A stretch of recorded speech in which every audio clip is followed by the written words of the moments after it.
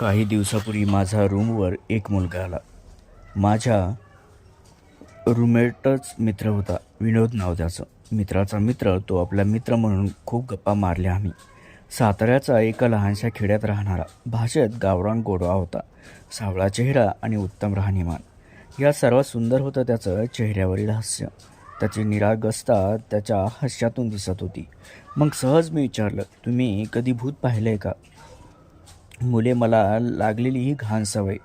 नवीन कोणी भेटला की नकळत हा प्रश्न मी हमखास विचारतो. तो हसला आणि म्हणाला, नाही हो, आपला नाही कधी संबंध आला. मग माझा मित्र हसत बोलला, अरे हा स्टोरी लिहितो भूताची राहू देत, तुझी लव्ह स्टोरी सांग. हे ऐकून त्याचा चेहरा थोडा पडला. थोडा वेळ थांबून तो निघून गेला. कदाचित त्याला त्या विषयावर बोलायचं नव्हतं. तो गेल्यावर मी मित्राला बोललो, अरे यार, तुझं नाराज झाला वाटतंय. तो बोलला, जाऊ दे रे, खुळा आहे तो. एका मुलीवर प्रेम करायचा. ती मुंबईची सुंदर अशी मुलगी आणि हा गावातला. त्या पोरीनं टाईमपास केला आणि दुसरा मुलगा बघून त्याचा सोबत लग्न करून मोकळी झाली. त्याला दिला डिच्चू. अशा स्टोरी तर रोजच कानावर येतात. म्हणून मी पण जास्त विचार नाही केला. एके दिवशी रूमवर एकटा होतो. इतक्यात विनोद रूमवरती आला. काही काम होतं म्हणून आला होता. मी त्याला बसायला सांगितलं आणि बोलता बोलता मी त्याला त्याचा प्रेमाबद्दल विचारलं. खूप मागे लागल्यानंतर तो सांगू लागला, मी साताऱ्यातील एका लहानशा खेडेगावात राहायचो. तेव्हापासून कळायला लागलं. तेव्हापासून एक गोष्ट लक्षात आली, ती म्हणजे घरची गरिबी.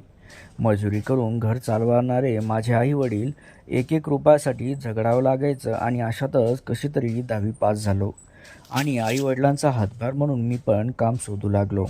मग आमच्या घराजवळ एक गवंडी होता. त्याच्याकडे मजुराचं काम मिळालं. सिमेंट वाळू कालवणे, त्याला हातात विटा देणे अशी कामे मी करायला लागायचो. पुढे शिकण्याचं तर मनातून काढून टाकलं होतं.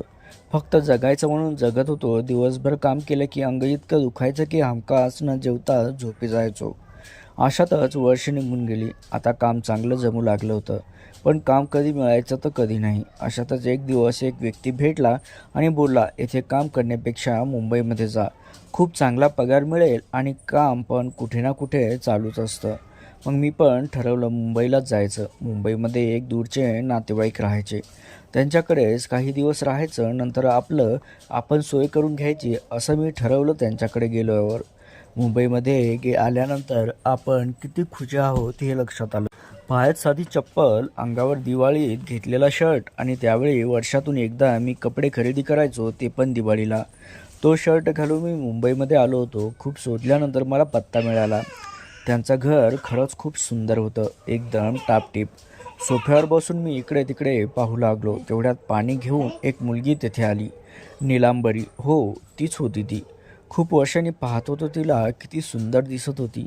अंगावर गुलाबी पंजाबी ड्रेस, लांब सुंदर केस, गोरी गोमटी, बोलके डोळे आणि सुंदर हसायची. ती मला बोलली, कसा आहेस? ती अजूनही मला ओळखते हेच मला विशेष वाटलं. एखाद्या मुलीशी बोलणं म्हणजे माझ्यासाठी खूप मोठं आव्हान होतं. त्यात समोर नीलू होती. मला तर घामच फुटला. तिचा ते लक्षात आलं आणि ती बोलली, मुंबईमध्ये नवीन आलेल्या लोकांना खूप घाम फुटतो, वातावरण तसं आहे. मग मीही अडखळत का होईना तिच्याशी बोलायला लागलो. दुसऱ्या दिवशी खूप फिरलो. एका जागी काम मिळालं. गावी करायचो तसं काम होतं. मी घरी आलो. घरी नीलू एकटीच होती. तिने चहा बनवून दिला आणि स्वतःचं एक कप घेऊन समोर बसली. चहाचा एक एक घोट घेत ती बोलू लागली आणि तिने विचारलं, तुझं शिक्षण काय रे? तिचा या प्रश्नानं मी थोडं गोंधळलोच. मी तर फक्त 10वी पास होतो. अपूर्ण शिक्षणाची लाजही वाटली. क्षणभर थांबून बोललो, 10वी. तिच्या चेहऱ्यावर काहीच भाव बदलले नाहीत. ती बोलली, पुढे का नाही शिकलास? मग मी तिला माझी पूर्ण हकीकत सांगितली. घरची गरिबी, कर्ज, छोटं घर. तिनं माझं पूर्ण बोलणं शांतपणे ऐकून घेतलं आणि बोलली, या जगात जो कारण सांगतो तो काहीच करू शकत नाही, नुसता रडत बसतो आयुष्यभर. गरीब घरात जन्म झाला यात नक्की तुझा दोष नाही, पण गरीब राहूनही जर मरणार असेल तर त्यात नक्की तुझा दोष आहे. मी हसलो आणि बोललो, अगं, असली मोठी मोठी वाक्ये मी पण खूप ऐकलीत आणि वाचलीत. अशा वाक्यांनी पोट भरत नाही, त्यासाठी काम करावं लागतं. ती बोलली, ठीक आहे, मग मला सांग, तू जे काम करतोस त्याने किती फरक पडणार आहे तुझ्या आयुष्यात? पुढे जाऊन तुझा मुलगा हेच करणार. बापाने काही केलं नाही म्हणून आयुष्य फुकट घालवलं. तिचं हे वाक्य मनाला खूप लागलं. मी काहीसा रडवाल्या सुरात बोललो, अगं मग मी काय करू? ती बोलली, सर्वात आधी तुझं शिक्षण पूर्ण कर. 12वी बाहेरून पण करता येते. काम करत करत थोडाफार अभ्यास केला तर पास होशील आणि जास्त फी पण नसते. तिचं बोलणं मला पटलं. त्याचवेळी ठरवलं गावी परत जायचं. मिळेल ते काम करत शिक्षण पूर्ण पूर्ण करायचं. मी गावी आलो. 12वीला ॲडमिशन घेतलं. मिळेल ते काम करू लागलो. तिच्याकडे त्यावेळी मोबाईल नव्हता. घरात एकच मोबाईल.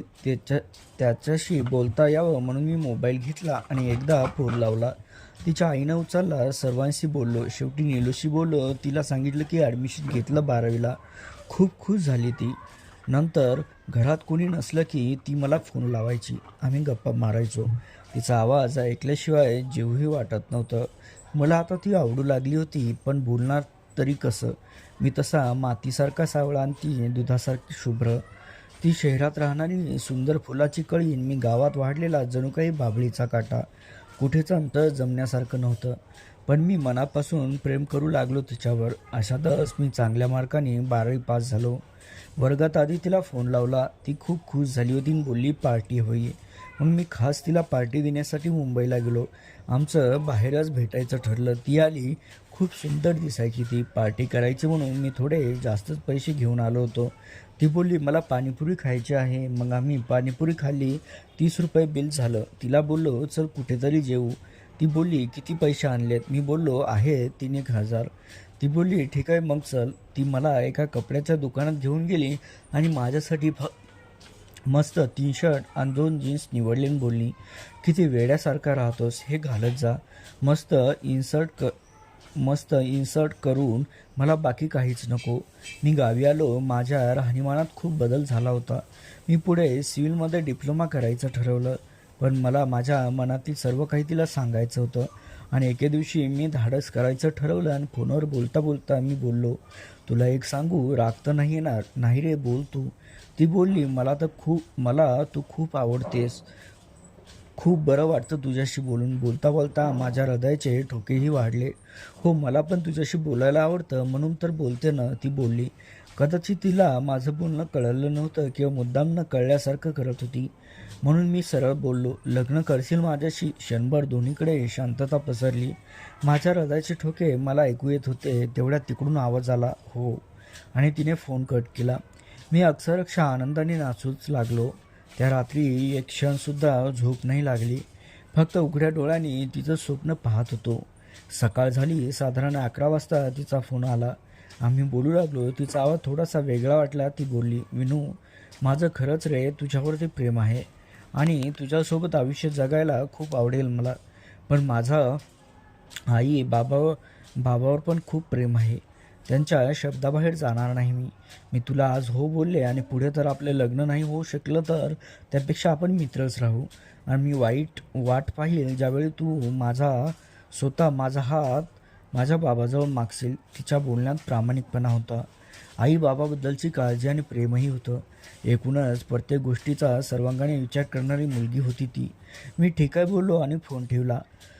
तिच्या होकाराचा 14 तास नंतर तिचा हा फोन आला होता. ते 14 तास माझ्या आयुष्यातील सर्वात सुंदर क्षण होते. तेच मी मनात ठेवून तिला मिळवण्याचा निश्चय केला. डिप्लोमा करत नोकरी करू लागलो. आता चांगल्या पदावर नोकरी मिळाली. पार्ट टाईममध्ये पॉलिसी काढायचो. काम पण करू लागलो. बरेच पैसे कमवू लागलो. तिला मी रोज माझा हिशोब सांगायचो. थोडं थोडं करून पूर्ण कर्ज फेडून टाकलं. गावातील लोकांना आणि मित्राला आश्चर्य वाटू तरी काय, इतका कसा सुधारला? एखाद्या भूतानं पछाडलं लागलं की नक्की काय करतोय हे. पण त्यांना माहीत नव्हते की मला प्रेम नावाच्या भूतानं पछाडलंय. खूप वेळा कामावरून घरी आलो की खूप वैताग यायचा. पॉलिसी काढायचं काम असायचं पण जाऊ वाटत नसायचं. अशावेळी मी डोळे झाकून तिचा चेहरा डोळ्यासमोर आणायचो. तिला मिळवायचे. उठून लगेच कपडे बदलून कामाला लागायचो. दिवसातील 20-30 तास काम करायचो. एक दिवस सहज घराकडे पाहिलं आणि मनात विचार आला, नीलू या छोट्या घरात कशी राहणार? माझ्याजवळ काही पैसे शिल्लक होते. सर्व पैसे गवंडीला दिले. त्याच्याकडे आधी काम केलं होतं मी. त्याला सांगितलं की मला चांगलं घर बांधून हवे. मग आम्ही आहे ते घर पाडून त्या जागी एक मोठं घर बांधलं. बस, माझ्या मनासारखं घरटं तयार झालं होतं. नीलू पण खूप खुश होतीच. पण एक दिवस तिने मला सांगितलं की तिच्या घरचे तिच्यासाठी स्थळ बघत आहेत. मी माझ्या आई बाबाकडून तिला मागणी घातली, पण तिच्या घरच्यांचा नकार दिला. का? तर त्यांच्या नजरेत अजूनही आम्ही गरीब होतो. खूप प्रयत्न केला, पण त्यांचं मन काही बदललं नाही. आणि मुंबईमधील एक नोकरी करणारा मुलगा त्यांनी तिच्यासाठी पाहिला. तिच्या लग्नाची तारीख ठरली आणि एक दिवस ती गावी आली. माझ्या घरी आली. आईने चहा दिला तिला. मी बाहेर उभा होतो भिंतीला टेकून. ती निघाली आणि बोलली, छान बांधलंच घर. माझा गळा दाटून आला होता, तरी स्वतःला सावरत बोललो, कुठलं आणि कसलं घर? तुझ्याशिवाय सर्व काही अपूर्णच आहे. फक्त सिमेंट आणि विटाच्या भिंती आहेत. असं नको रे बोलूस. झालंच तर मला माफ कर. मी काहीच करू शकले नाही. तिच्या डोळ्याच्या कडा ओला झाल्या होत्या. ती जाऊ लागली आणि जाता जाता मागे वळून पाहिलं आणि बोलली, विसरणार तर नाही ना रे मला? ती रडत रडत निघूनही गेली. मी आतल्या मुलात खूप रडलो. त्या वर्षी मेमध्ये तिचं लग्न झालं. माझं आयुष्य जणू काही उद्ध्वस्त झालं. का आणि कशासाठी जगायचं हेच कळलं नाही. जॉबसाठी म्हणून पुण्यात निघून आलो. बस आता तिच्या आठवणीत जगायचं. माझं मित्र मला बोलतात की तिने मला फसवलं, पण तिने तर खूप आधी मला सांगितलं होतं आई बाबाच्या शब्दाबाहेर जाणार नाही म्हणून.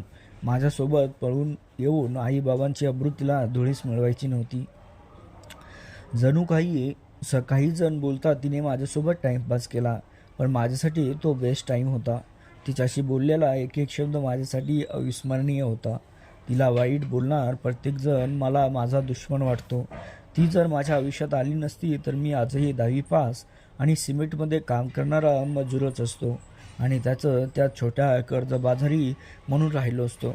माझ्यासाठी खूप काही केलं तिनं, कसलीही अपेक्षा न ठेवता. हे सर्व देवांच्या मंदिरात जाऊन आलो. प्रत्येक मंदिरात जाऊन हात जोडून फक्त आणि फक्त तिला मागितलं, पण एकही देवाला माझी दया आली नाही. आजही मी मंदिरात जातो आणि तिच्या जीवनासाठी प्रार्थना करतो. बोलता बोलता त्याच्या डोळ्यातून पाणी येऊ लागलं. नकळत माझेही डोळे पाणावले होते. प्रेम यशस्वी झालं म्हणून मुलींना शिव्या घालणारे खूप जण होतात, पण मनापासून प्रेम करणारा आणि त्या मुलीच्या सुखासाठी प्रार्थना करणारा पहिल्यांदाच मी मुलगा पाहत होतो. हसीम. अशा आणखी मस्त प्रेमकथा ऐकण्यासाठी आपल्या चॅनलला सबस्क्राईब नक्की करा. भेटूया उद्यालाच अशाच एका नवीन अर्थपूर्ण प्रेमकथेमध्ये.